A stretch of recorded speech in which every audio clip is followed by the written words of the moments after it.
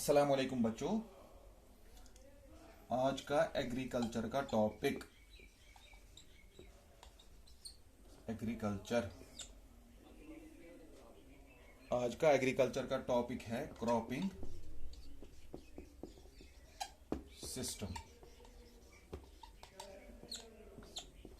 Cropping system क्या होता है? क्रॉपिंग सिस्टम एक ऐसा सिस्टम होता है क्रॉप ग्रो करने का जिसमें हम टाइम और स्पेस का ख्याल रखते हैं। एक होता है टाइम। टाइम में हम क्या करते हैं? टाइम में हम उस क्रॉप को ग्रो करते हैं जो क्रॉप जिस सीजन में ग्रो करता है। इसका मतलब है इस ववो सु सीड तम सातन यम सातन सु वबद यम सातन सु ग्रो गछ तथ टाइमस मज ववो seed. For example in kharif season और इन रबी सीजन और इन जैद, ये कुछ टाइम है जिसमें हम क्रॉप्स ग्रो करते हैं। एक है खरीफ सीजन, दूसरा है रबी सीजन और तीसरा है जैद सीजन। ये होते हैं कुछ टाइम। इस टाइम में हम क्रॉप्स ग्रो करते हैं और वो क्रॉप्स हमें ग्रो करते हैं और हमें अच्छा पैदावार मिलता है। उसका हो इसका पूरा टाइम का मतलब होता है timely growing of crop. Timely growing of crop एक फैक्टर ये है। दूसरा फैक्टर मैंने आप लोगों को बोला स्पेस। हमें हमारे लैंड में उतनी स्पेस होनी चाहिए जितना हमें एक क्रॉप के लिए स्पेस जरूरी है। फॉर एग्जाम्पल हम ग्रो करते हैं मेज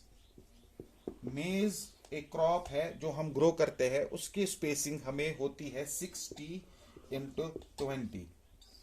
अब तुम लोग समझ रहे होंगे ये 60 क्या है, सोच रहे होंगे, और ये क्या है 20 क्या है। 60x20 ये है स्पेसिंग। स्पेसिंग क्या होती है वो मैं आपको बताऊंगा। फॉर एग्जाम्पल ये है हमारा फील्ड, ये है हमारा छोटा सा एक फील्ड फॉर एग्जाम्पल। अब हमें इसमें मेज लगाना है। मैंने एक सीड यहां पे लगाया, एक यहां पे लगाया, एक यहां पे लगाया, एक यहां पे लगाया, दूसरा मैंने यहां पे लगाया और यहां पे लगाया, यहां पे लगाया, यहां पे लगाया, एक यहां पे लगाया, एक यहां पे लगाया, एक यहां पे लगाया और एक यहां पे लगाया।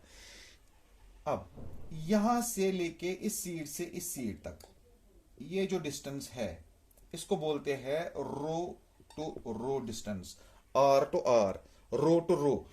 एक रो यहां से है, एक रो यहां से है, इसको बोलते हैं रो टू रो डिस्टेंस। दूसरा होता है हमारा जिसमें हम क्या बोलते हैं प्लांट टू प्लांट डिस्टेंस बोलते हैं, जो एक ही रो में होते हैं। फॉर एग्जाम्पल हम इस रो को ले लेते हैं, इस रो में जो इस प्लांट से इस प्लांट तक डिस्टेंस है उसको बोलते हैं plant to plant distance, P to P distance, plant to plant distance. अब हम मैंने अभी बोला आप लोगों को 60x20। 60 आता है हमारा आर टू आर डिस्टेंस और 20 आता है हमारा पी टू पी डिस्टेंस। जो आर टू आर डिस्टेंस हमारा होता है उसको बोलते हैं row to row distance, that is 60 centimetre. वो है ये।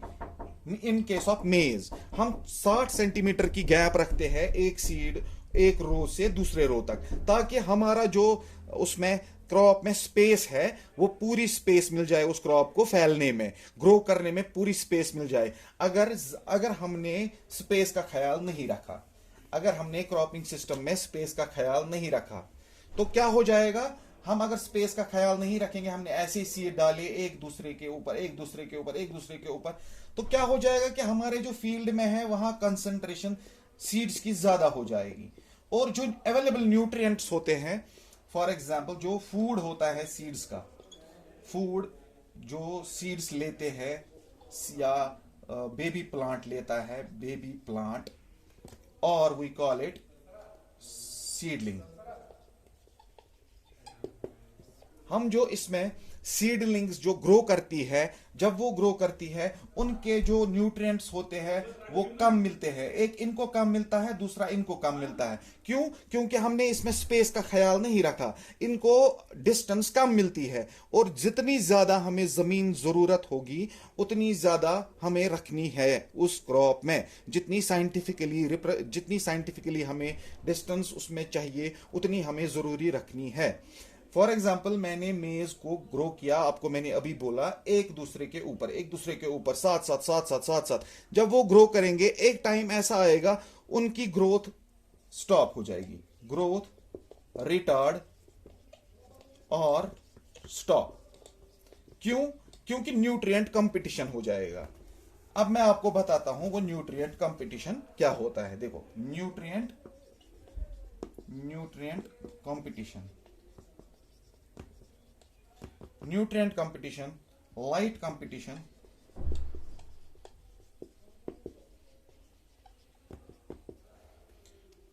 वाटर कंपटीशन,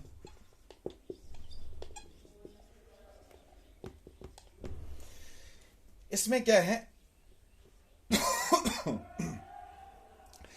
न्यूट्रिएंट्स हमें पता ही है कि फील्ड में अवेलेबल न्यूट्रिएंट्स होते हैं जो हमारे, फॉर एग्जांपल नाइट्रोजन है, फॉस्फोरस है, फॉर एग्जांपल पोटेशियम है, कैल्शियम है, मैग्नीशियम है। जितने भी न्यूट्रिएंट्स हमारे क्रॉप को जरूरत है वो अवेलेबल होते हैं हमारे सॉइल में। जब हम सॉइल टेस्ट करते हैं तो हम बोलते हैं कि इस सॉइल में हमारा क्रॉप ग्रो करेगा। तो उसके बाद क्या करते हैं हम जब क्रॉप एक दूसरे के साथ लगाते हैं तो एक प्लांट न्यूट्रिएंट्स लेगा दूसरे प्लांट के, दूसरा प्लांट तीसरे प्लांट के, तीसरा प्लांट चौथे प्लांट के। इसका मतलब हो गया कि हमें उस फील्ड में इतने सारे प्लांट्स होंगे जिनको खाना पहुंचेगा ही नहीं। दूसरा, आपको पता ही है जब तक लाइट नहीं होगी प्लांट के लिए तब तक प्लांट कोई फोटोसिंथेसिस परफॉर्म नहीं करेगा, photosynthesis to prepare their own food.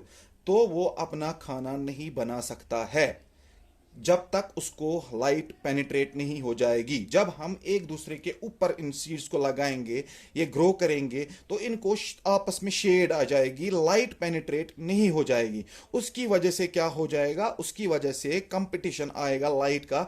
आधे प्लांट्स में लाइट पड़ेगी, आधे प्लांट्स में नहीं पड़ेगी। उससे क्या हो जाएगा? उससे हमारे क्रॉप को ग्रो होने में और प्रॉब्लम्स हो जाएंगी और हमारा यील्ड बहुत ही ज्यादा कम आएगा। तीसरा चीज, वाटर कंपटीशन। वाटर कंपटीशन में जब किसी प्लांट को भी, फॉर एग्जांपल कोई भी प्लांट हो, राइस हो, उसमें बहुत सारा पानी हमें चाहिए। ऐसे भी मेज हो, रेनफेड क्रॉप लगाते हैं हम यहाँ, जब इसको मॉइस्चर अवेलेबल नहीं होगा, पूरा पानी अवेलेबल नहीं होगा, उतना होगा जितनी हमें डिस्टेंस मेंटेन करनी है क्रॉप में, उतना ही पानी अवेलेबल होगा। अब हमने क्रॉप में डिस्टेंस मेंटेन नहीं की, स्पेस मेंटेनेंस नहीं की, उसकी वजह से क्या हो जाएगा? वाटर कंपटीशन हो जाएगा। वाटर कंपटीशन से क्या होगा?